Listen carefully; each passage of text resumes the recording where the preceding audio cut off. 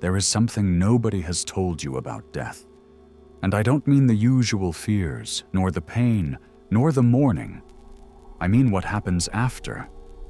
To what happens when the body no longer breathes, and something, a consciousness, a spark, continues to exist.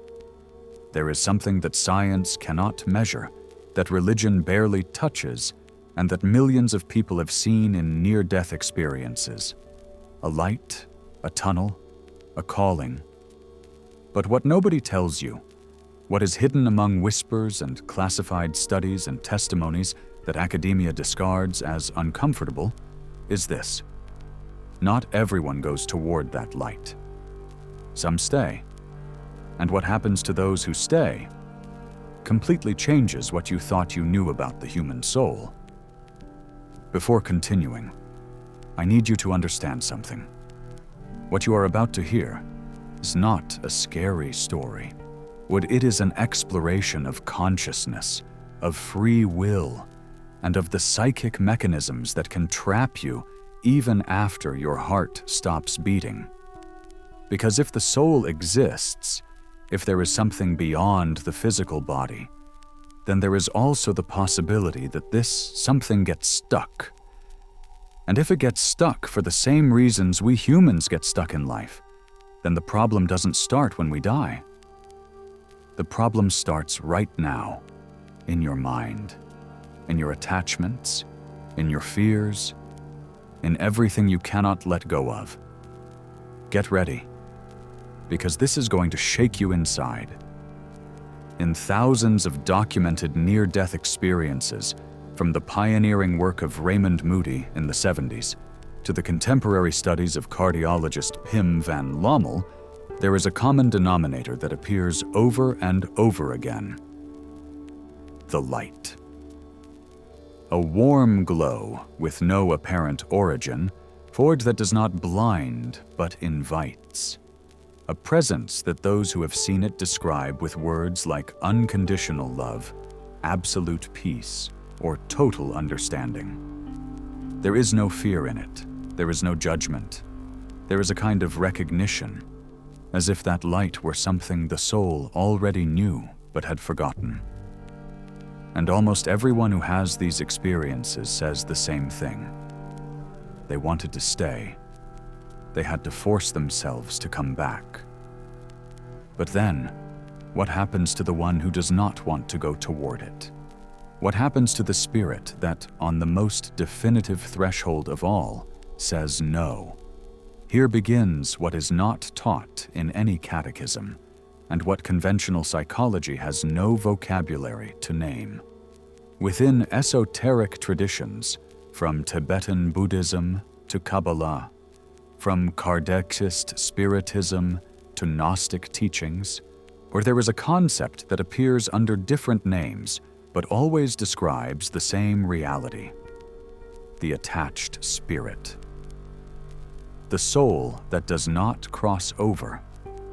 The consciousness that, at the moment of death, instead of following its natural course toward dissolution or transformation or reintegration into the source of everything, clings.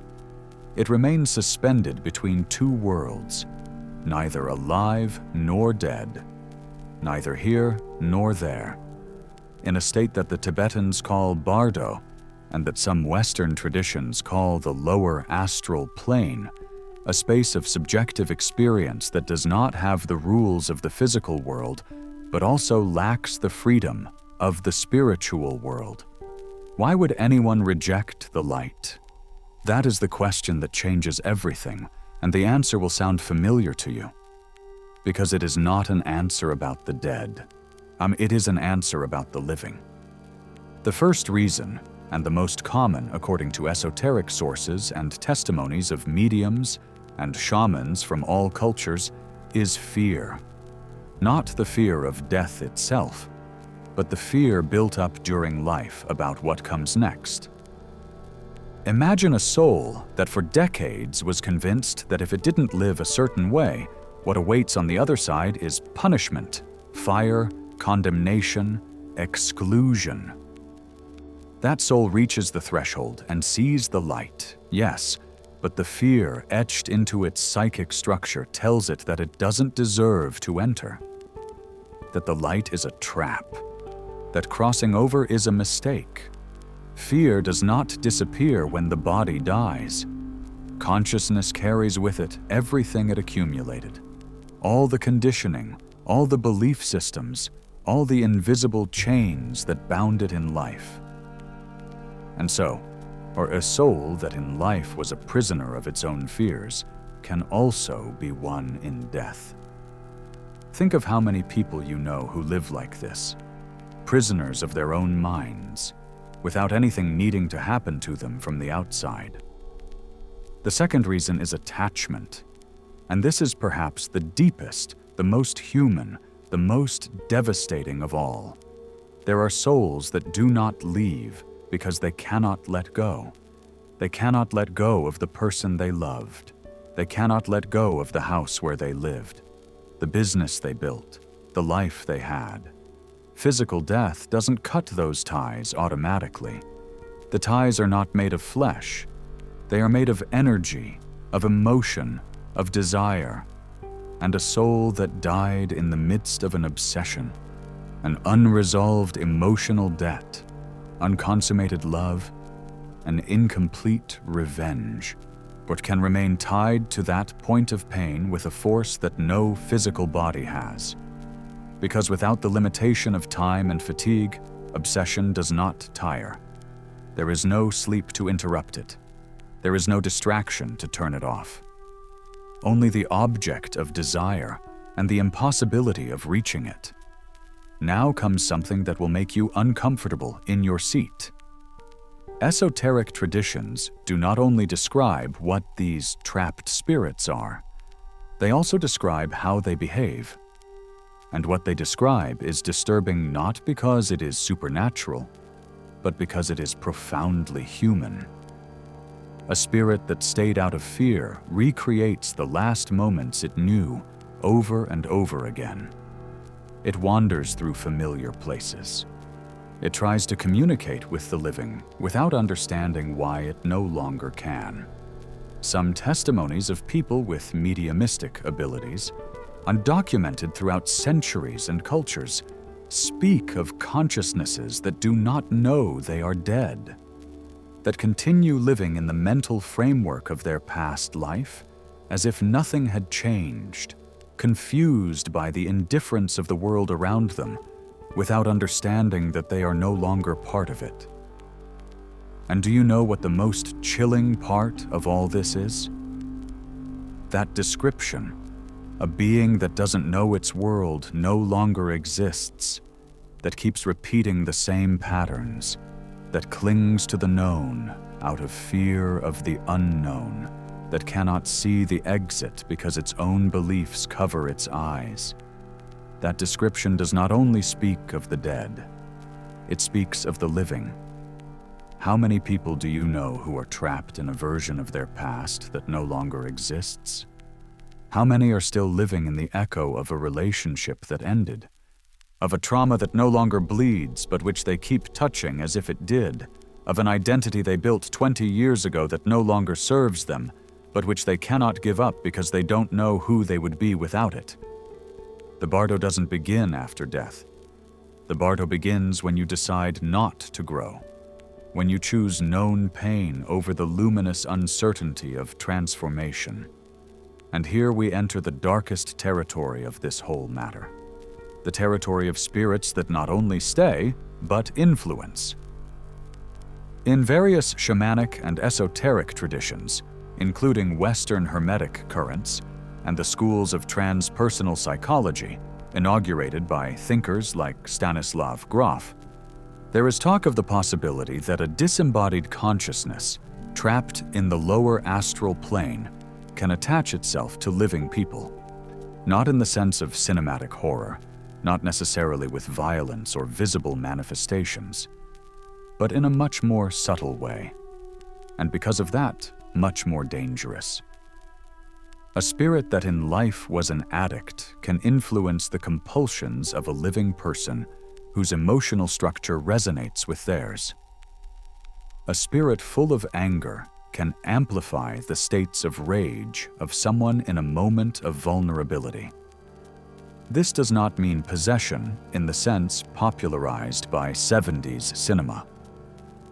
It means something closer to what psychologists call projective identification, but extended beyond the limits of biology.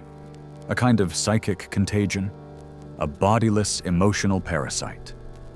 Now then, even if you find this hard to accept, even if your rational mind is preparing the arguments to discard it, there is a question I want you to seriously ask yourself. Not to answer out loud. To hold in silence and see what you feel. How many times have you had a thought that you do not recognize as yours? An impulse that goes against everything you consciously desire? An inner voice that seems to speak from a place that is neither your heart nor your reason, but something older, darker, more tired? I am not telling you that this voice is a spirit. I am telling you to be honest about how much of what lives inside you actually has roots in you, and how much is an echo of everything you absorbed without choice, of the dead who preceded you emotionally, of the patterns you inherited without signing any contract. Come, because here is the truth that esoteric traditions have been trying to transmit for centuries, and that modern psychology is beginning to touch upon from different angles. Consciousness does not end where the body ends, and liberation is not automatic. Liberation is an act. It is a decision. It is work. The Tibetan masters knew this. That is why the Book of the Dead, the Bardo Thodol, is basically an instruction manual for the moment of death. One of its central points is this: in the instant of death, the soul has the opportunity to recognize the clear light of pure consciousness, called Rigpa, and merge with it. If it does not recognize it, if it confuses it with something terrifying, if it flees from it, the cycle of the bardo begins. Illusions, attachments, and fears take the form of experiences that the soul lives as if they were real. And depending on its psychic state, it can remain trapped in those levels for what, from our perspective, would seem a very long time. The recognition of the light is not automatic. It must be trained. And that training does not happen at the moment of death. It happens in life. In every moment you choose to let go instead of clinging.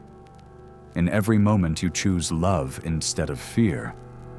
In every moment you allow yourself not to know, not to control, not to be right, and yet still keep moving forward. That is what esoteric traditions call spiritual work, and it is not a luxury for those who have time. It is the only real preparation for the most inevitable transition of all. But there is something else, something few sources dare to say clearly. The rejection of the tunnel of light is not always unconscious. There are accounts, in traditions ranging from ceremonial magic to 19th century scientific spiritism, of souls who rejected the light deliberately, with full awareness, not out of fear, but out of something we call arrogance in life, or perhaps wounded pride, or perhaps a philosophy that convinced them there was nothing beyond, and that crossing over was surrendering to an illusion. Souls that on the threshold said no, because saying yes would have meant admitting they were wrong about something fundamental, that everything they built their identity around might be based on a false premise. Can you imagine anything more tragic? Taking to death the same rigidity with which you lived. Being so loyal to your ego that even when the ego no longer has a body to live in, you refuse to let it go. And here is a lesson so powerful that I will pause to underline it, even if it breaks the rhythm of what I am telling. Do not wait until you die to decide if you can let go of your ego. Do not wait until you die to ask yourself if your deepest beliefs liberate you or imprison you. Do not wait until you die to allow yourself to be bigger than the story you have told yourself about yourself. Because the spirit that rejects the tunnel of light was not born at the moment of death. It was built over years, with every no that refused to let go, with every forgiveness that was postponed, with every love that was rejected out of fear of being vulnerable, with every truth that was avoided because it was uncomfortable. Now I am going to talk to you about something that is rarely mentioned in these kinds of conversations, on the geography of the lower astral plane. Not as a physical place, because it isn't, but as a topography of states of consciousness. The descriptions that appear in sources as diverse as the works of Emanuel Swedenborg in the 18th century, the accounts of William Blake, the studies of Robert Monroe on astral projection in the 20th century, or the shamanic visions of Amazonian cultures coincide on something that is fascinating. The plane where consciousnesses that did not cross over get trapped is not uniform. It is, in a way, a direct extension of the psychic state of the soul that inhabits it. A soul trapped in resentment experiences a plane of darkness and enclosure. A soul trapped in grief experiences something akin to a perpetual repetition of the loss. A soul trapped in mindless pleasure experiences a parody of physical pleasures, always accessible but always unsatisfactory, like being permanently hungry for something you can no longer eat. Hell is not a place you are sent to. Hell is a state you carry with you. And heaven is not a place you are invited to either. It is the capacity to recognize the light when it presents itself. I do not say this to scare you. I say it because it has an immediate, practical implication. What you build inside yourself right now, the habits of your consciousness, the patterns of your attention, the quality of your dominant emotions, does not only determine the quality of your present life, it also determines the state from which you will face the threshold. And if the traditions are right, what you will find on the other side of it.